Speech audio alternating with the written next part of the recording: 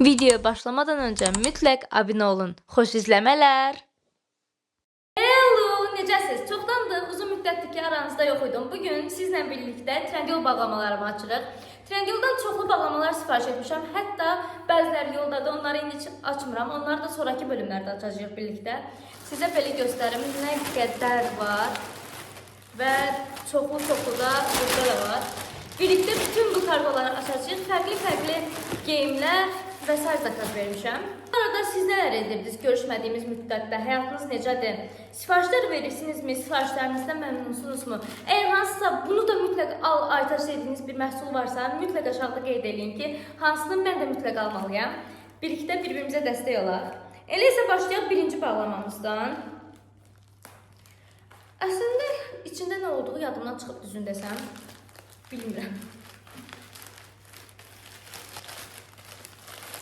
Aha, bu cür paketlənib, yaxşı paketlənib.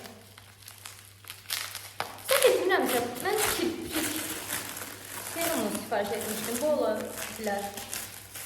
Sizə də göstərim dostlar, bu nədir? Bu məhsulu mən nə üçün əldə eləmişəm? Onun üçün əldə eləmişəm ki, gözaltı problemimi müəyyən qədər həll eləsin və gözaltı qaralıqlarımın qarşısını alsın.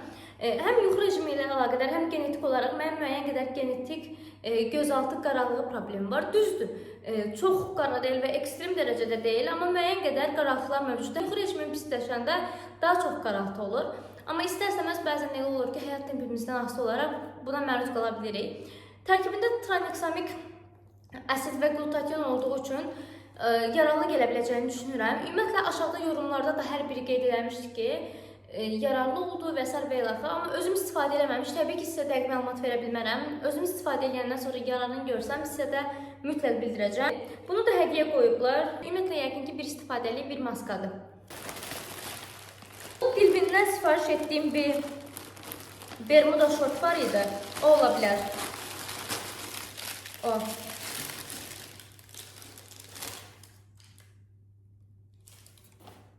Belə bir şey çıxdı, mən belə bir şey sifariş etməmişəm. Belə bir kəmər çıxdı. Bəlkə şortun kəməridir. Bəli, düz bilmişəm. Bermuda şortun kəməriymiş. Amma üstündə kəmərdə göndərdiklərini bilmirdim. Hətta kəmərini də göndərirlərsə nə gözəl. Artıqdan bir kəmərimiz oldu. Deməli, mən bu şortu Dilbin'dən sifariş etmişdim. Bu cür haki rəngdə bir şortdur. Amma Bermudadır. Bilmirəm, nə dərəcədə göstərə bildim. Tam olaraq haki rəngdədir. Və materialı da həqiqətən çox yaxşıdır. Şax bir şalvar materialındadır. Ümumiyyətlə, mən düşünürəm ki, Bermuda şortlar əgər diz altında bitirsə və ya diz nahiyəsində bitirsə yaxşıdır və düzgün kombinasiya modern dura bilir. Amma diz üstündə olan və uzun şort kimi görünən Bermuda şortlar heç gözəl durmur. Kapri pantolonlar heç gözəl durmur əgər dizin üstündə bitirsə. Ümumiyyətlə, bundan da əlavə mən düşünürəm ki, şortsa gərək, yəni şort kimi olsun, qısa olsun. Amma Bermuda şortsa ya diz nahiyəsində ya da dizin altında bitməlidir. Dizin üzərində bitən şortlar və ya bermudalar məncə heç stylish durmur və ümumiyyətlə diz nahiyəsində də birbaşa diqqət cəlb elədiyindən qəribə bir görüntü ortaya çıxır. Mən onu bəyənmirəm. Bunu kombinləyib sizinlə də paylaşacağım. Ağımda çox qəşəng bir kombini var. Dilbin'dən sifariş etdiyim başqa bluzlar var idi. Bəlkə görmüşsünüz, kaşmir belə transparan bluzlar. Onlardan biri ilə kombin etməyi düşünürəm. Əgər videomu bura qədər izləmişsinizsə və hələ də YouTube kanalıma abunə deyilsinizsə, mütləq nə etməli olduğunuzu bilirsiniz. Abunə olun. Və ümumiyyətlə şərhlərinizi də məndən bölüşün ki, sizə nə maraqlıdır, nə maraqlı deyil. Hər birini mən də sizinlə bölüşəcəm. Nə istəsəniz, məhsulların linkini və ya məsləhətlərinizi bacardığım qədər yardımcı olmağa çalışıram hər zaman. İsə keçək Trendyol Milla bağlamamıza. Trendyol Milla'dan bir dənə məncə şalvar almışdım, cins şalvar. Bir də trençkot almışdım. Görə indi necə gələcək və bu paketdə olan hansıdır. Bu paketdə olan trençkotuymuş, qısa trençkot. Bunu bəlkə də çox yerdə görmüşsünüz. Ümumiyyətlə çox təriflənir. İndi gəlin açıb baxaq görək necədir. Hətta bəlkə sınaya da bilərik. Deməli, açan kimi belə göstərim. Materialı yaxşıdır. Trençkot materialı yaxından da göstərsəm.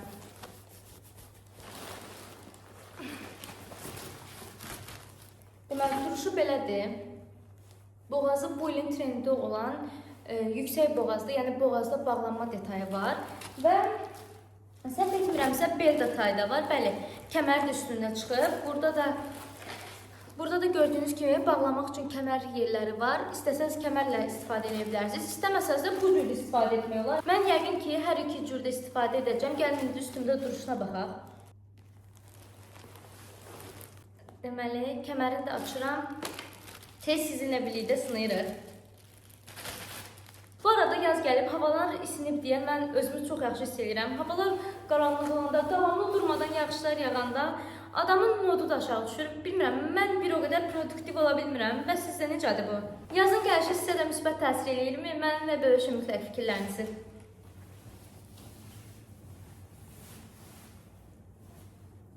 Oha dostlar, çox gözəldir. Və bu arada mən belə saç trençkotun içində qalır və üstündən belə bağlanır. Bu görüntünü çox sevirəm. Məncə bayağı havalı görünür. Düzdür, indi havalı görünmədi. Amma əksərən çox qəşəng görünür. Xüsusilə də Rosie Huntington var. Onda mən o qədər bəyənirəm ki, o qadının başa mən tərzini də bəyənirəm, çox stylish geyinir. Hətta bu il trend olmamışdan da öncə, o neçə illərdir mən onu izləyirəm. Hər zaman bu cür belə high-neck boğazlı bir geyimlər geyinirdi və məncə bayağı qəşəng durur. Onda xüsusilə. Daha yaxşı görə bilməyiniz üçün saçımı çıxarım. Şu belə çox qəşəng durdu məncə. Bilmirəm, mən çox bəyəndim. Siz də bəyəndinizmi bilmirəm. Mütləq qeyd edin. Və önünü də bağlasam bu cür durur. Burada da düyməsi var. Önünü tam bağlasam bu cür durur. Məndəki 36 ölçüsüdür. Yəni ona uyğun baxa bilərsiniz siz də. Məncə bunu çox da böyük over almağa ehtiyac yoxdur. Çünki kifayət qədər onsuz yaxşı durur da. Tam öz ölçünüzü alsaz ola bilər. Kəmər də belə qara detay var. Bağlayanda bu belə durdu. Düz ayaq üstə dursam təbii ki daha yaxşı görünəcək. Ayaq üstə duranda siz çox da yaxşı görə bilməyəcəksiniz. Videonu tək çəkdiyim üçün belə baxmalısınız. Qollarındakı düymə detalları belədir. Boğazında bu cür high-neckdir. Belində kəmər detayı var. Belə durur məndə. Hər cür istifadə edə bilərsiniz. Mən yəqin ki həm açıq, həm sadəcə boğazı bağlı, həm pulu bağlı, həm kəməri ilə hər cür istifadə edəcəm.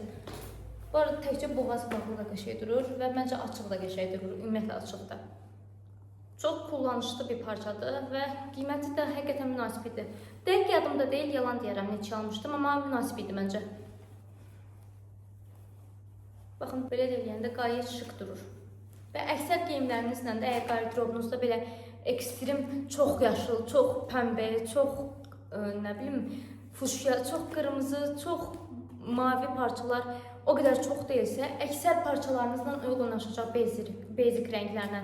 Qara ilə gedər, nə bilim, ekru ilə, ağla, tünd göy ilə, qəhvə ilə, yaşlı ilə, bu cür rənglərlə çox yaxşı dura biləcək bir parçadır. Məncə mütləq siz də qaçırmayın, alın. Əlinizdən tutacaq bu yaz. Bu triangl bağlaması şalvar idi. İndi görək necə şalvardır. Deməli, bu cür qəhvə rəngdə bir cinsdir. Parçası biraz dartılandı, yəni çox sərt bir cins materialı deyil. Mənə qədər dartılma payı var məncə, əsnəmə payı var. İndi əlimdə daha yaxşı görəcəm, düzdür, hələ ki geyinməmişəm, sizlə birlikdə açdım. Wide bir şalvardır, qabağında düymə detayları belədir, arxası bu cürdür. Bu arada həmişə fikir verin ki, şalvarların bu tikiş hissələri belə olsun, ümumiyyətlə daha yaxşı göstərir. Düppədüz olanda düşünürəm ki, figuranı bir o qədər yaxşı göstərmir. Düşünürəm ki, yox, həqiqətən də belədir. Mən ümumilikdə bəyəndim, yəni materialı gözlədiyim kimidir. Ekstrem belə çox yaxşı, çox sərt bir cins materialı da deyə bilmərəm. Yəni normal qalınlıqda, nə çox nazik, nə çox qalın olan bir cins materialıdır. 100% pamukdur, yəni 100% pamuk parçalandı, ona görə yumuşaq olmağı nisbətən normaldır. Bu arada məncə əynimdə qəşəng duracaq. Mən ümumiyyətlə wide leg cinsləri, pantolonları, palazoları çox bəyənirəm və özümə də yaraşdırıram. Məncə əksər insana yaraşır. Əgər bu şalvarın da əynimdə duruşunu görmək istəyirsinizsə, mütləq Instagram kanalını izləyin. 100 Vibes. İndi isə keçək bir digər bağlamalarımıza. Bu artıq bilirəm nədir. Mən kiprik uzatma serumunu sifariş etmişdim. Bu elə kiprik uzatma serumudur yəqin ki. Gəldik qaçaq. Jibolayla qutu açandan sonra yenidən qarşınızdayım. Çox yaxşı paketlənmiş həqiqətən. Daşım gəlirəm. Balaca vaxtından bu belə çık eləyən partlatan şeyləri çox sevirdim. Həmişə evdə nəyisə təzə alınanda bu cıqcıqları götürüb partlatırdım. Məncə əksər adamlar yox, bəzi insanlarda da bu xasiyyət var. Siz xoşlayırsınızmı? Hələ də sevirəm mən, düzünü desəm. İndi gəldik bu kiprik serumuna. Mənim aldığım, gördüyünüz kimi Cosmogenes Labs'indir. Açsam, sizə də göstərim. İçində peptidlər var idi bildiyim qədərilə və bu peptidlərin olması kipriklərin uzanmasına təkan verir. Kiprikləri tez uzadır. Su bu cürdür. Həm qaş, həm də kiprikləri uzadır, amma mən kipriklərim üçün istifadə edəcəm. Aplikatorunu da göstərim. Aplikatoru bu cür nazik üsludur. Ancaq kiprik diblərinə vuracaqsınız. Əgər kipriyinizi uzatmaq istəyirsinizsə, qarşınıza da yəqin ki, bütün qaş səthi boyunca dəqiq bilmirəm onu.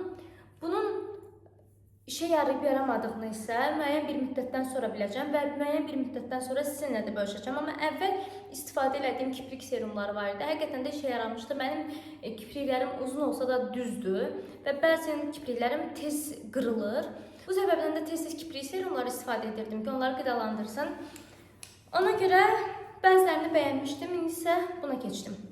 Deməli dostlar, bu qədər. Başqa sifariş etdiyim məhsullar da var. Əgər video sizə maraqlıdırsa, mütləq rəylərdə qeyd edin.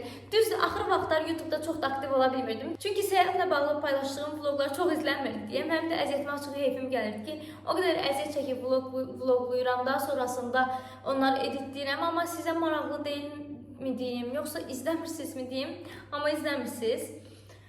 Mütləq əgər sizə maraqlıdırsa, səyahət vloglarına da göz atın. Fərqli ölkələrə, Amsterdama səyahət vlogumu paylaşmışam, Lüksemburqa paylaşmışam. Həmçinin Danimarkada da, Kopenhagen'də də bir səyahət vlogu çəkmişdim. Onu da paylaşa bilərəm əgər istəsəz. Malmödə paylaşmışam, hətta Malmödə başımıza nələr gəlmişdi. Və digər Temu və Trendyol videolarımı da görmək istəyirsən, mütləq səhifəmə göz atın və nə etməli olduğunuzu bilirsiniz. Mütləq məni izləyin və sonraki videolardan xəbərdar olmaq üçün də yanında bir zəng butonu var, onu basın ki, bildirişlər sizə də gəlsin. O zaman sonraki bölümlərdə görüşərik. Sağ olun, salamat qalın, özünüzə yaxşı baxın.